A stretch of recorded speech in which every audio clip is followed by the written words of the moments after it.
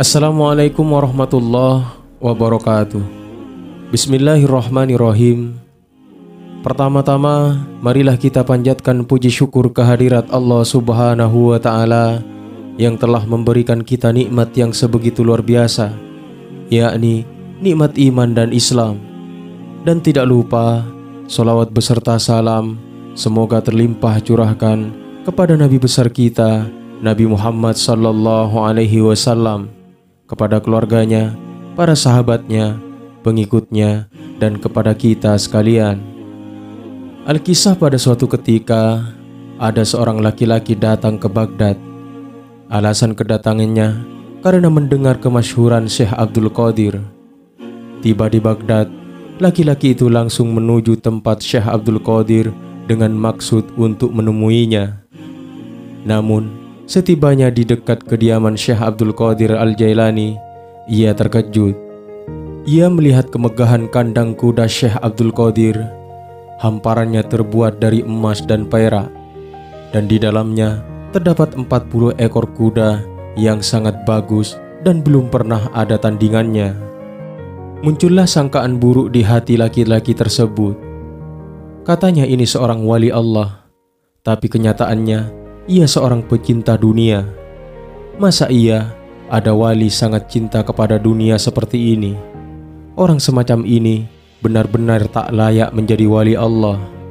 Akhirnya laki-laki tersebut tak jadi menemui Syekh Abdul Qadir dan lebih memilih singgah di salah satu rumah penduduk. Tak lama berselang, laki-laki itu jatuh sakit yang cukup parah, sehingga para dokter pun angkat tangan mengobatinya. Beberapa waktu kemudian, ada seorang ulama ahli hikmah memberi saran. Penyakit ini tidak akan sembuh kecuali diobati dengan hati 40 ekor kuda yang digambarkan begini-begini sifatnya. Orang-orang pun mengatakan, tidak ada yang memiliki kuda seperti itu dan sebanyak itu kecuali Syekh Abdul Qadir. Coba saja temui, karena ia seorang yang murah hati dan dermawan. Ditemuilah Syekh Abdul Qadir untuk diminta kudanya, dan hasilnya luar biasa. Syekh memberikan dan merelakan semua kudanya untuk dijadikan obat penyakit si laki-laki tadi.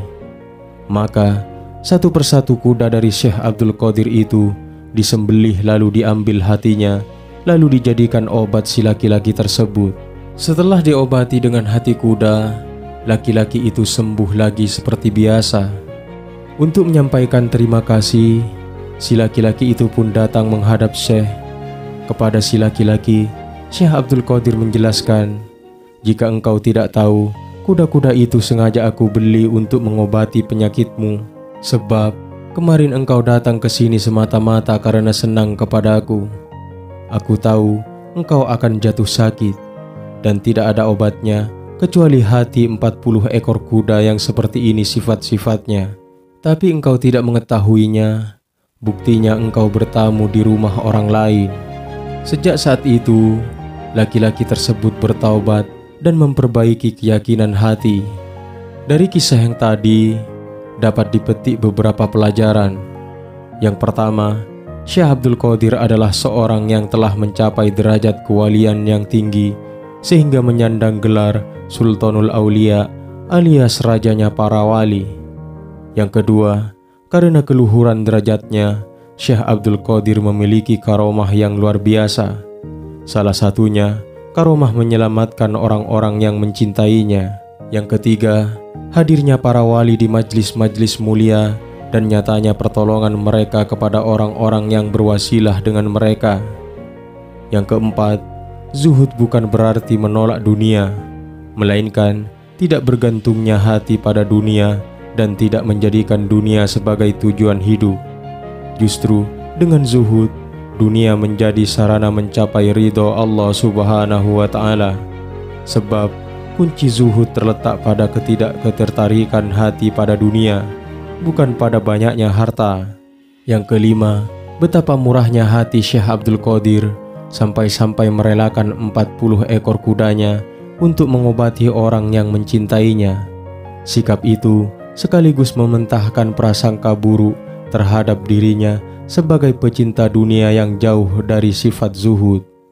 Dan yang keenam, tidak boleh berburuk sangka kepada sesama manusia, sebab boleh jadi ia adalah wali atau kekasih Allah. Sementara dari wali-wali Allah, banyak perkara di luar nalar sebagai bentuk karomahnya. Mudah-mudahan video singkat ini bermanfaat. Wallahu a'lam bishawab. Assalamualaikum warahmatullahi wabarakatuh.